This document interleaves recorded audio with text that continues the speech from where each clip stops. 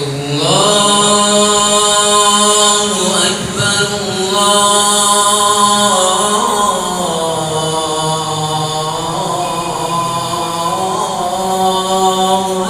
أكبر الله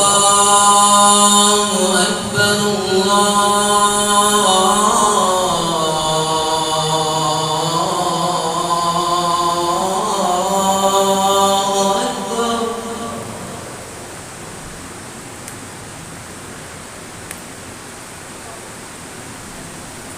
أشهد أن لا إله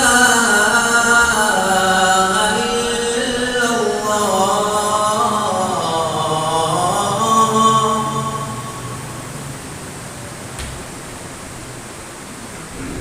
أشهد أن لا إله إلا الله أشهد أن محمدًا رسول الله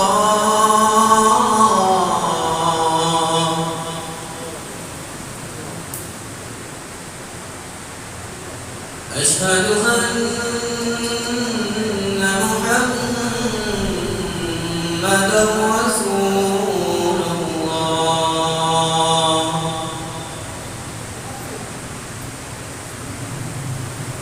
حي على الصلاة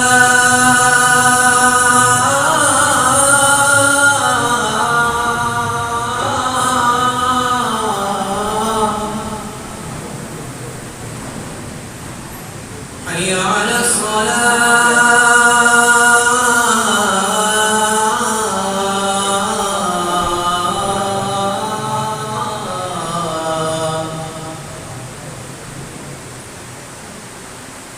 حي على الفلاح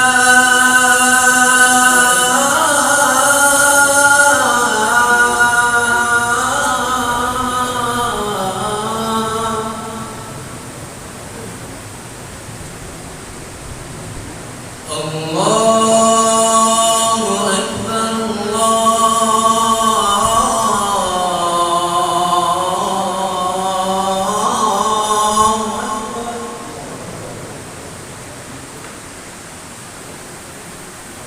لا إله إلا الله. السلام عليكم ورحمة الله وبركاته. الحمد لله نحمده ونستعينه ونستغفره ونؤمن به ونتوكل عليه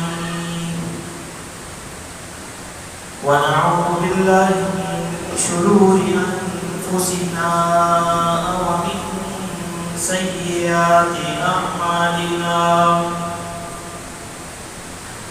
من يهده الله فلا مضل له ومن يضلل فلا هادي له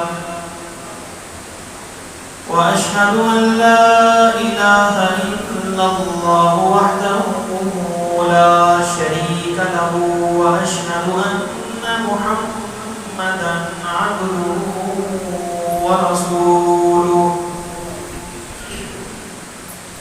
اللهم صل على محمد وعلى آل محمد كما صليت على إبراهيم وعلى آل إبراهيم إنك حميد مجيد.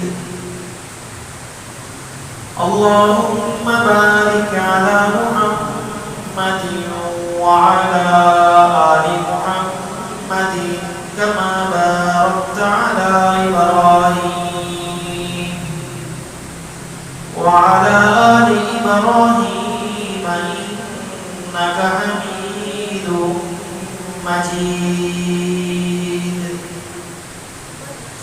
يا أيها الذين آمنوا اتقوا الله حق تقاته ولا تموتن إلا وأنتم مسلمون.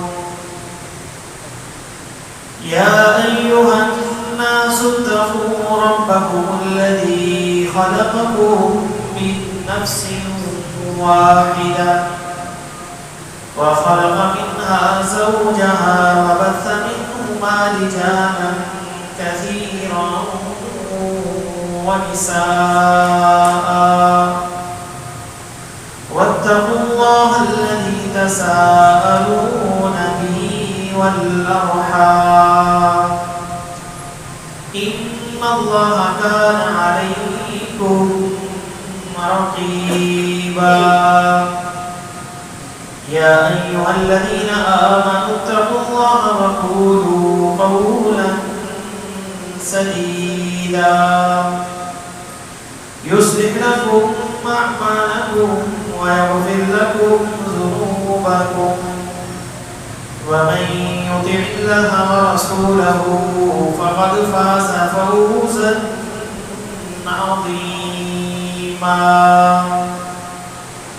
رب اشرح لي صدري ويسر لي أمري واحلل عقدة من لساني يفقهوا قولي. رب زدني علما. أما بعد فإن خير الحديث كتاب الله وخير الهدي هدي محمد صلى الله عليه وسلم وشر الأمور محدثاتها وكل محدثة بدعة وكل بدعة ضلالة وكل ضلالة في النار. أعوذ بالله السميع العليم من الشيطان الرجيم من همزه ونفخه ونفثه. بسم الله الرحمن الرحيم. الحج أشهر معلومات فمن فرض فيهن الحج فلا رفث ولا فسوق ولا جدال في الحج وما تفعلوا من خير يعلمه الله وتزودوا فإن خير الزاد التقوى واتقون يا أولي الألباب. صدق الله العظيم وصدق رسوله النبي الكريم ونحن على ذلك من الشاهدين والشاكرين والحمد لله رب العالمين. ہر قسم کی تعریفات، تسبیحات، تقدیسات، تمجیدات، تکبیرات اللہ مالک الملک ذوالجلال والاکرام کے لیے ہے. لاکھ تعداد درود و سلام ہو امام الانبیاء والمرسلین، شفیع الموحدین، سید الاولین والآخرین کی ذات مقدسہ مطہرہ معظمہ پر.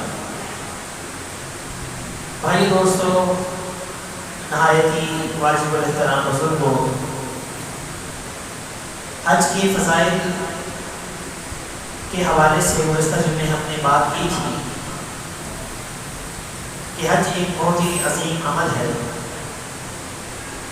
اور خوش نصیب ہیں وہ لوگ جنہیں اللہ رب العزت اپنے گھر بلا کر بیت اللہ کی زیارت کا موقع نصیب فرماتا ہے. مسجد نبوی کی زیارت کا موقع بھی انہیں نصیب ہوتا ہے. تو یہ اللہ رب العزت کے ایسے خوش نصیب بندے بہت زیادہ ہیں کہ جنہیں بیت اللہ کا سفر کرنے کی توفیق مل جاتی ہے. بعض ایسے بھی ہیں جو رات دن زیارت حرمین کی تمنا کرتے ہیں، روتے ہیں، رب سے التجائیں دعائیں کرتے ہیں، پیسے بھی جمع کرتے ہیں اور دیگر اسباب اپنانے کی بھی کوشش کرتے ہیں، مگر اللہ رب العزت کی مرضی کے سامنے کسی کی مرضی نہیں چلتی۔ کسی اللہ کے گھر سے بلاوا آتا ہے، بس وہی شخص اللہ کے گھر کا دیدار کر سکتا ہے۔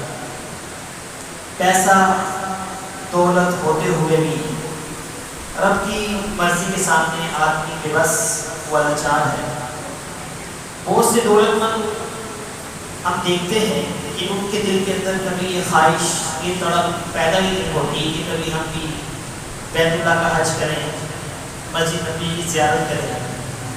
یہ سب اللہ کی توفیق، اللہ کی خاص کرم نوازی کی بدولت ہی یہ سب کچھ ہوتا ہے کہ مال و اسباب نہ ہونے کی وجہ سے، نہ ہونے کی بنا پر بھی انسان کا دل مچلتا ہے، تڑپتا ہے، تو اللہ رب العزت سے موقع بھی عنایت فرما دیتا ہے۔ اور سارے اسباب ہونے کے باوجود انسان کے دل کے اندر خواہش تک نہیں پیدا ہوتی۔ یہ سب اس اللہ کے رب العزت کی خاص توفیق اور اس کی عنایت کی وجہ سے ہوتا ہے کہ کئیوں کو وہ یہ سعادت دے دیتا ہے اور بہت سو کو وہ محروم بھی رکھتا ہے۔ بہت سے لوگوں کو غربت و افلاس کی بنا پر جب حج بیت اللہ اور مسجد نبوی کی زیارت کی توفیق نصیب نہیں ہوتی تو وہ لوگ احساس کمتری کے اندر مبتلا ہو جاتے ہیں کہ اللہ رب العزت نے آج اگر ہمیں دولت دی ہوتی تو فلاں کی طرح ہم بھی حج کرتے ہیں، فلاں شخص کی طرح ہم بھی ہر سال رمضان میں عمرے کرتے ہیں، کیونکہ حج عمل ہی ایسا عظیم ہے کہ اس کا بدلہ صرف اور صرف جنت ہے۔ الحج المبرور لیس له جزاء الا الجنہ، اور فرمایا کہ من حج للہ فلم يرفث ولم يفسق رجع كيوم ولدته امه، کہ وہ شخص حج کرنے کے بعد گناہوں سے اس طرح پاک صاف ہو جاتا ہے جیسے آج ہی اس کی ماں نے اسے جنا ہے۔ اور حج مبرور کا بدلہ صرف اور صرف جنت ہے۔ جب ایک ایسا عظیم عمل حج اسے گناہوں سے مکمل طور پر دھو کر صاف کر دیتا ہے کہ انسان کے وجود سے گناہوں کا خاتمہ ہو جاتا ہے، تو پھر انسان آگ کے جہنم کے قریب کیسے جا سکتا ہے؟ ہمارے نبی رحمت للعالمین صلی اللہ علیہ وآلہ وسلم خود تو گناہوں سے دھلے ہوئے ہی تھے، لیکن امتیوں کا میرا دامن بھی آپ صلی اللہ علیہ وآلہ وسلم کو ہمیشہ غمزدہ کر دیتا تھا۔ جو پتھراؤ کرنے والے لوگ تھے ان کے لیے شب کی تاریکیوں میں اشک بہایا کرتے تھے، تو وہ عظیم نبی اپنی امتیوں کے کندھوں پر گناہوں کی گٹھلیاں دیکھ کر کیسے اطمینان، کیسے مطمئن، کیسے خوش رہ سکتے تھے؟ اس لیے ہمارے نبی اکرم صلی اللہ علیہ وسلم نے اپنے امتیوں کے لیے وقتاً فوقتاً کچھ ایسے شارٹ کٹ عمل بتائے ہیں کہ جن کی تعمیل سے ہر عامل، ہر عمل کرنے والا حج مبرور کا ثواب حاصل کر سکتا ہے، کہ ان عملوں کی وجہ سے وہ حج کی طرح اپنے وجود سے سارے گناہوں کو دھو کر اور حج کا جو بدلہ جنت ہے وہ جنت بھی حاصل کر سکتا ہے ان عملوں کی وجہ سے۔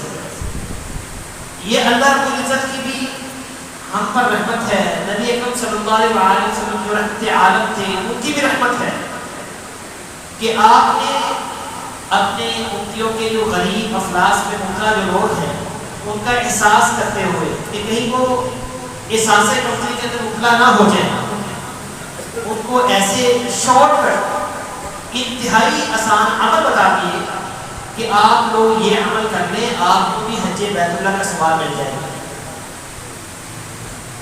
کیسی عظیم سعادت ہے، کیسے ہی عظیم یہ ہمارا دین ہے اسلام کہ جس نے ہر قدم پر انسان کے لیے سہولتیں بشارتیں دی۔ ان اعمال کا ذکر کرتے ہیں جو اعمال حج کے برابر ہیں۔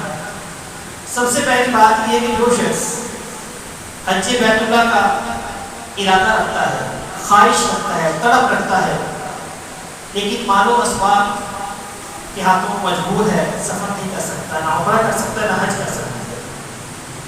جامع ترمذی کی ایک حدیث ہے، صحیح حدیث، کہ نبی علیہ الصلوۃ والسلام نے ارشاد فرمایا یہ دنیا 4 قسم کے لوگوں کے لیے ہے۔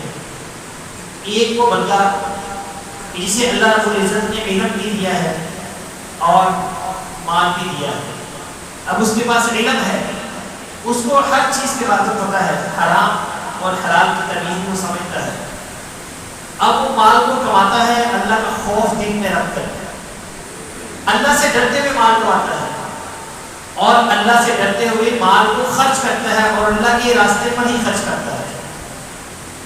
فرمایا کہ یہ جو شخص ہے اللہ کے ہاں سب سے بلند ترین درجے پر فائز ہوگا، عظیم مرتبے پر فائز ہوگا۔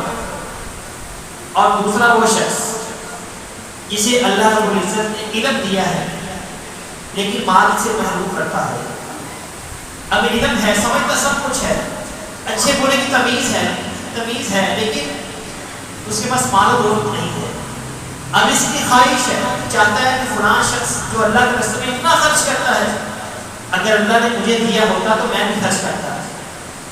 یہ تمنا اس کی آرزو ہے، سچے دل کے ساتھ وہ اس بات کا اظہار کرتا ہے، اپنے دل کے اندر اس کے دل کے اندر چیزیں پیدا ہوتی ہیں، احساس، جذبہ، تڑپ کہ میں بھی اللہ کے راستے پر خرچ کروں۔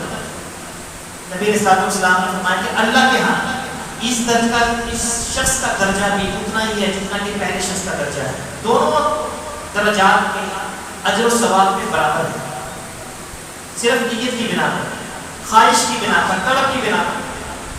فرمایا کہ تیسرا وہ شخص جسے اللہ رب العزت نے مال و دولت سے نوازا ہے لیکن علم سے محروم رکھا ہے، علم نہیں ہے، کیونکہ علم انسان کو تمیز سکھاتا ہے کہ مال کو کیسے خرچ کرنا ہے، مال کو کیسے کمانا ہے۔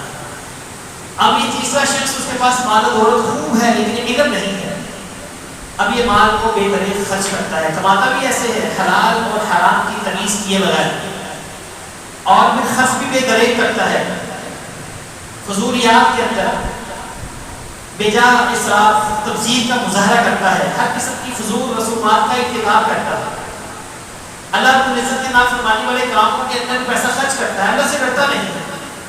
فرمایا کہ ایسا شخص بدترین درجے کے اوپر فائز ہوگا۔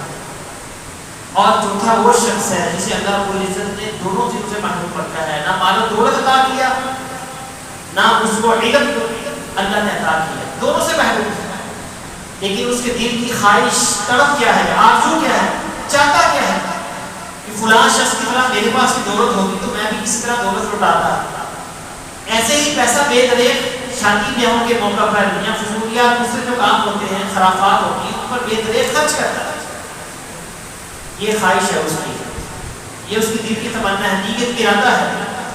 فرمایا کہ یہ شخص بھی اسی شخص کی مانند ہوگا، بدترین درجوں پر فائز ہوگا۔ یہ تیسرا اور چوتھا شخص درجات کے اعتبار سے دونوں برابر ہے، دونوں کا گناہ کے اندر مرتبہ برابر ہے۔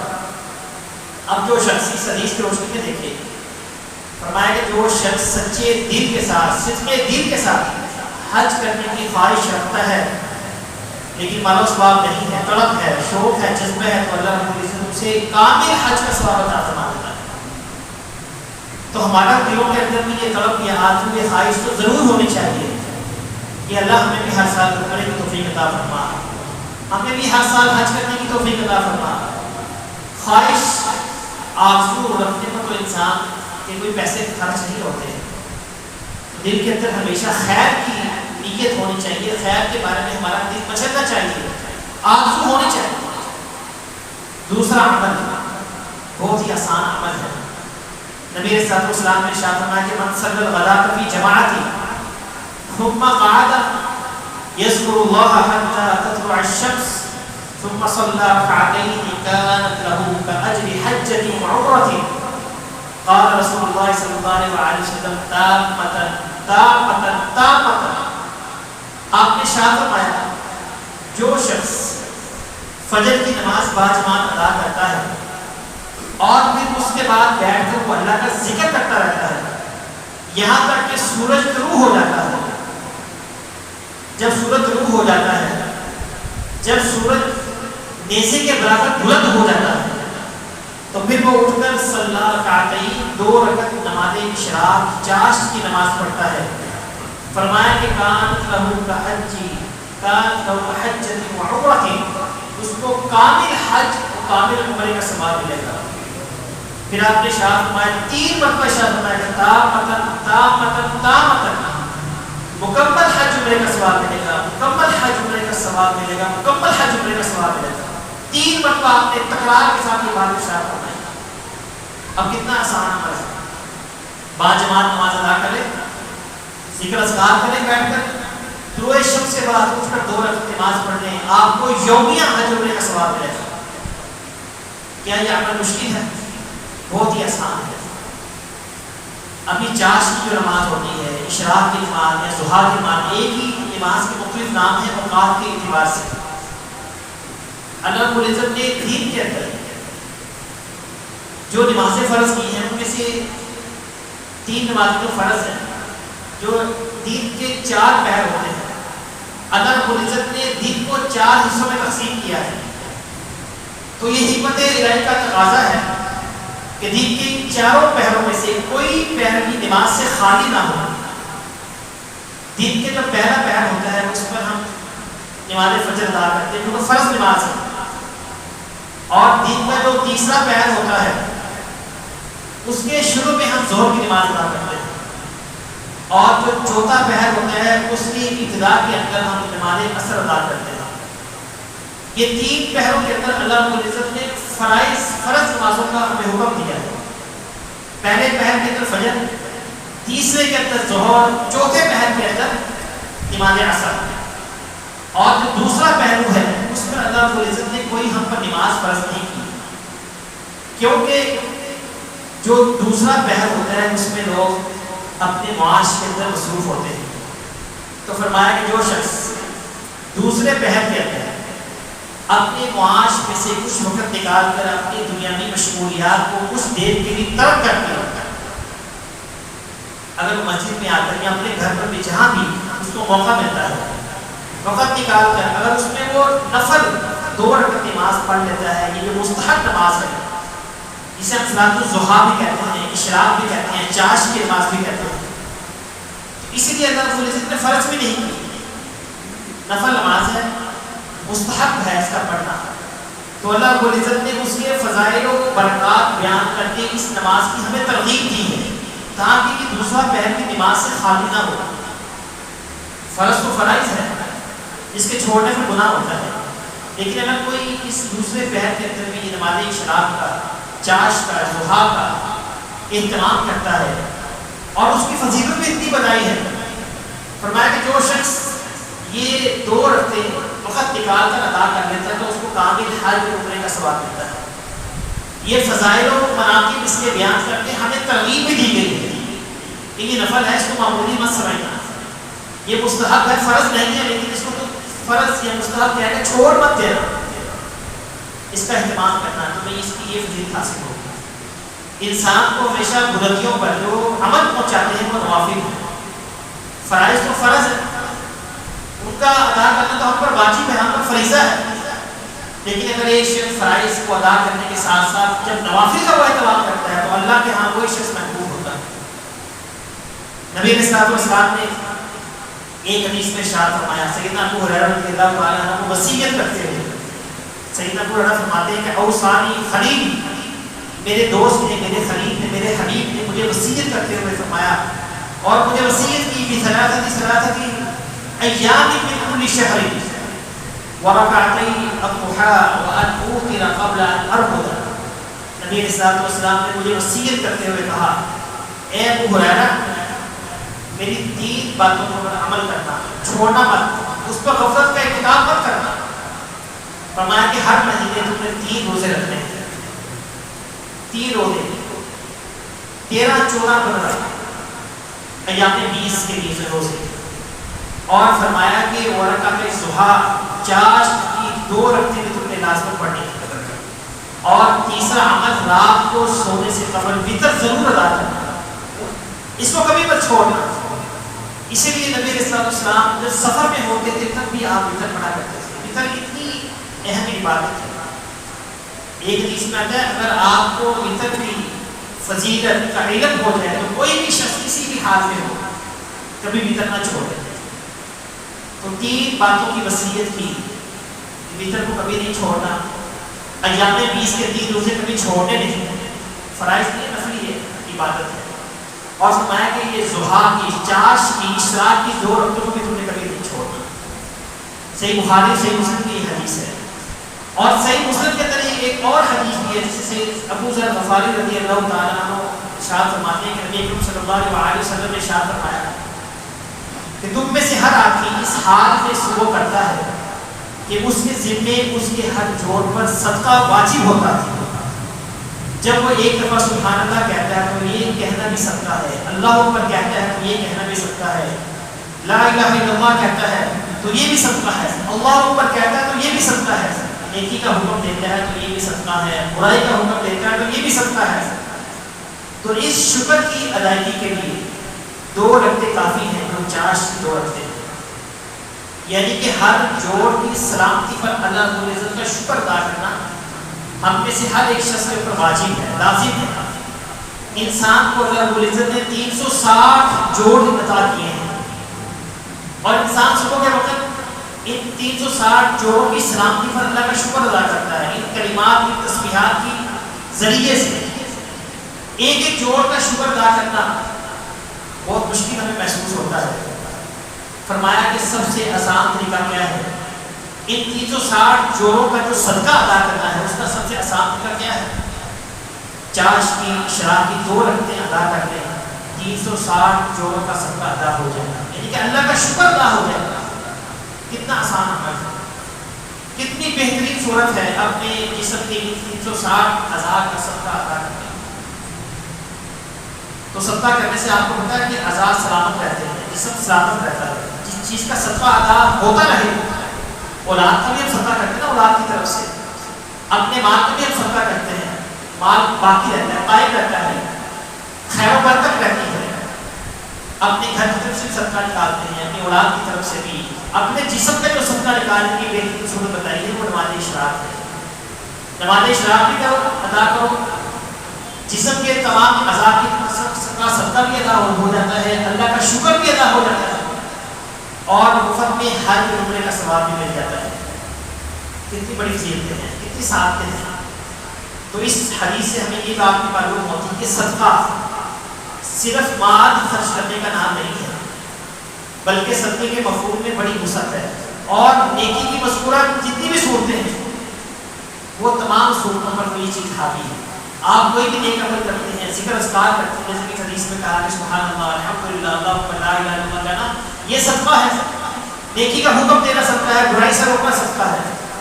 تو صدقے کا مفہوم بڑا وسیع مفہوم ہے۔ ہم سمجھتے ہیں کہ صرف بکرا ذبح کرنا ہی صدقہ ہے، پیسوں کو خرچ کرنا ہی صدقہ ہے، نہیں، ہر ایک نیکی، ہر ایک عمل صدقہ ہے۔ تو یہ دوسرا عمل کیا ہے؟ نماز اشراق، نماز چاش، صلاۃ الاوابین، یہ مختلف نام ہیں۔ تو آپ ان نماز کا اہتمام کریں کہ 2 رکعت یا 4 رکعت ادا کریں تو اس کی بڑی فضیلت ہے۔ تیسرا عمل نبی علیہ السلام نے ارشاد فرمایا کہ جو شخص باجماعت نماز کی ادائیگی کے لیے مسجد میں حاضر ہوتا ہے اس کو بھی مکمل حج کا ثواب ملتا ہے۔ نبی علیہ السلام نے ارشاد فرمایا کہ من مشى الى صلاۃ مکتوبۃ فی الجماعۃ فہی کحجۃ، جو شخص اپنے گھر سے باوضو ہو کر، پاکیزہ ہو کر، صاف ستھرا ہو کر مسجد میں آ کر باجماعت نماز ادا کرتا ہے، فرمایا کہ اس کو مکمل حج کا ثواب ملتا ہے، ایک نماز ادا کرنے کا۔ اور فرمایا کہ من مشى الى صلاۃ تطوع فہی کعمرۃ، اور جو شخص گھر سے باوضو ہو کر، پاک صاف ہو کر مسجد میں آ کر نفل نماز ادا کرتا ہے تو اس کو ایک کامل عمرے کا ثواب ملتا ہے۔ صحیح جامع کی صحیح حدیث ہے، یعنی کہ اجر و ثواب کے اعتبار سے حج کے برابر ہے، نوافل ادا کریں گے تو عمرے کے برابر ہے۔ اور ایک شخص ایک دن کے اندر 5 نمازیں ادا کرتا ہے مسجد میں آ کر، بس آپ اس بات کا اہتمام کریں کہ وضو گھر سے کر کے آئیں، پاک ہو کر آئیں اور دن میں 5 حج کا ثواب حاصل کریں۔ کتنا آسان مسئلہ ہے کہ آپ اللہ کے گھروں میں آ رہے ہیں اور حج کا ثواب بھی آپ کو حاصل ہو رہا ہے۔ باقی فضیلتیں اور ہیں کہ قدم پر جو انسان کے گناہ معاف ہوتے ہیں اور درجات بلند ہوتے ہیں، وہ فضیلتیں آپ سنتے رہتے ہیں، وہ فضیلتیں بہت زیادہ ہیں۔ مسجد میں آنے کی، مسجد میں آ کر اس سے ہٹ کر اگر انسان سوچے، اندازہ کرے، اس حدیث کو سامنے رکھ کر کہ اللہ کے گھروں کی طرف جو لوگ آتے ہیں بوضو ہو کر، ان کا اجر و ثواب کتنا ہے، ان کی نیکیاں کتنی ہیں، ان کی عظمت، ان کی شان، اللہ کے ہاں ان کا احترام اور مقام، توقیر، شرف و عزت کتنی ہے، اس کا اندازہ لگائیں کہ نہ اس شخص نے حج کی تنخواہ جمع کروائی ہے، نہ احرام باندھا ہے، نہ اس نے گھر والوں سے جدائی اختیار کی، نہ اس نے سفر کی سعادتیں برداشت کی، نہ پردیس کے دن کاٹے، نہ کسی قسم کا اس نے خرچہ کیا، بس گھر سے اس نے وضو کیا، مسجد میں آیا اور با جماعت نماز کا اس نے اہتمام کیا۔ اب یہ شخص لوگوں کی نظروں میں خالی ہاتھ اپنے گھر سے نکلا ہے، اس نے احرام بھی نہیں باندھا ہوا، نہ اس نے کوئی سفر کا سامان اٹھایا ہوا ہے، نہ اس نے کوئی خرید و فروخت کی ہے، نہ اس نے کوئی پیسے خرچ کیے ہیں، بظاہر خالی ہاتھ ہے، لیکن جب نماز پڑھ کے واپس جا رہا ہوتا ہے مکمل حج کا ثواب اس کے نامہ اعمال کے اندر درج ہو چکا ہوتا ہے۔ کتنی فضیلت ہے، کتنا عظیم عمل ہے۔ تو دن میں 5 مرتبہ حج کا ثواب حاصل کرنے کے لیے باوضو ہو کر مسجدوں میں آئے، 5 جماعت نماز کا اہتمام کریں، اللہ رب العزت آپ کو یہ اجر عطا فرمائے گا۔ اس لیے ہمیں احساس تفریح میں مبتلا ہونے کی ضرورت نہیں ہے۔ چوتھا عمل آپ نے ارشاد فرمایا کہ من غدا الى المسجد لا يريد الا ان يتعلم او يعلمه كان له كاجر حاج تام حجته۔ جو شخص اپنے گھر سے نکلتا ہے اور مسجد میں آتا ہے، مسجد میں کس لیے آتا ہے؟ تاکہ مسجد کے اندر جا کر میں کوئی نیکی کی بات سیکھوں، کوئی علم سیکھوں، دین کی بات سیکھوں، کوئی درس سننے کے لیے، بات سننے کے لیے، یا خطبہ جمعہ کے اندر بھی وہ حاضر ہوتا ہے اس لیے سے کہ کوئی نیکی کی باتیں سننے کو ملیں گی، علم حاصل ہوگا۔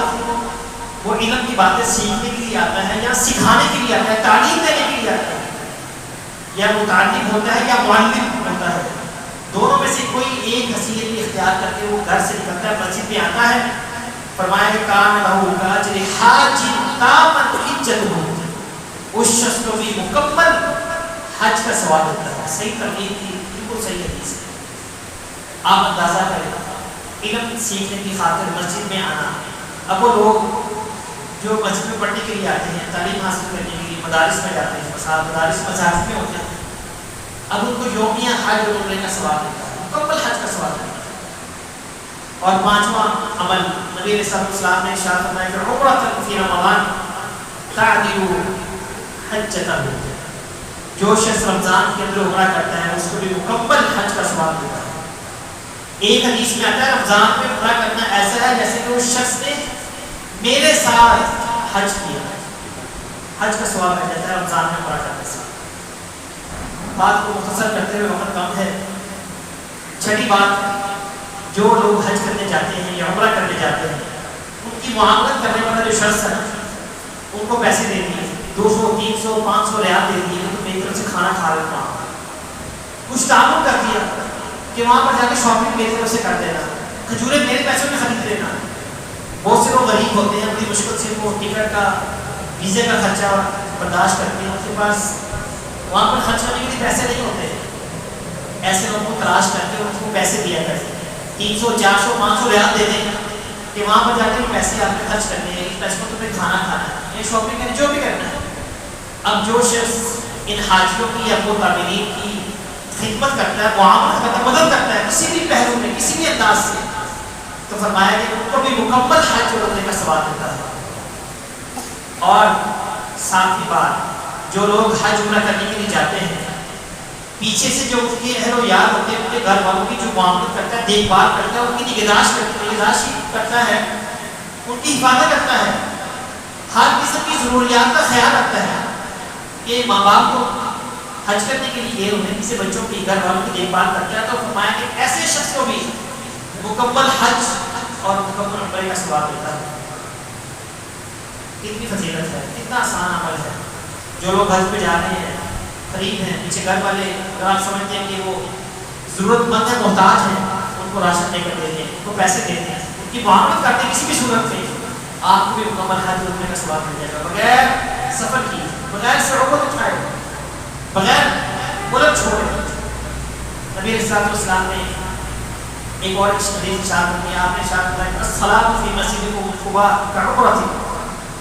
اب جو لوگ مسجد قباء میں جاتے ہیں اپنے گھر سے وضو کر کے اور جا کر 2 رکعت نماز ادا کرتے ہیں تو اس کو مکمل عمرے کا ثواب ملتا ہے۔ عمرے کی نیت سے آپ وضو کریں، مسجد قباء میں جا کر آپ نماز ادا کریں تو آپ کو مکمل عمرے کا ثواب ملے گا۔ کتنی فضیلت ہے۔ آخری بات، نبی علیہ السلام کے پاس جناب الفقراء نبی صلی اللہ علیہ وسلم کچھ فقراء آئے، فقیر محتاج لوگ آئے، کہا کہ اللہ کے رسول جو مالدار لوگ ہیں ساری فضیلتیں، سارا اجر و ثواب تو وہ سمیٹ کر لے جاتے ہیں، غریب تو اللہ کے راستے میں نہ خرچ کر سکتے ہیں نہ حج عمرہ کر سکتے ہیں، ہمارے پاس تو پیسے نہیں، اسباب نہیں، ہم تو محروم ہیں ان چیزوں سے، نہ ہم حج کر سکتے ہیں، نہ عمرہ کر سکتے ہیں، نہ ہم جہاد کر سکتے ہیں، مانو اسباب کی کمی کی وجہ سے۔ اللہ کے رسول جنت میں تو وہ ملک درجات میں فائز ہوں گے، ہم تو بہت پیچھے رہتے ہیں۔ آپ نے فرمایا گھبرانے کی، پریشان ہونے کی کوئی ضرورت نہیں ہے، تم ہر نماز کے بعد 33 مرتبہ سبحان اللہ، 33 مرتبہ الحمدللہ اور 34 مرتبہ اللہ پڑھ لیا کرو۔ آپ کو ہر نماز کے بعد یہ عمل کرنے کی وجہ سے حج روکنے کا مکمل ثواب مل جائے گا۔ صحیح حدیث۔ اب ساری فضیلتیں، ساری سہولتیں اس کے لیے، ہم لوگوں کے لیے، اس لیے جو لوگ غریب ہیں، حج نہیں کر سکتے، بار بار عمرہ نہیں کر سکتے، ان کو احساس کمتری کی طرف مبتلا ہونے کی کوئی ضرورت نہیں ہے۔ ان کے لیے کتنی بشارتیں ہیں، کتنی سہولتیں ہیں۔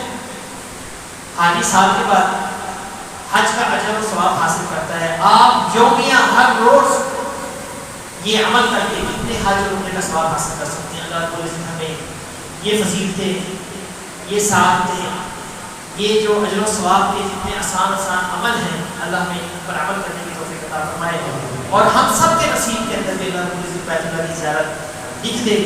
بیت اللہ کی زیارت ہر ایک مسلمان کی ایک آرزو طلب ہوتی ہے۔ اللہ رب العزت ہمیں توفیق عطا فرمائے۔ اقول قولی ھذا استغفر اللہ لي ولکم وآخر دعوانا الحمد للہ۔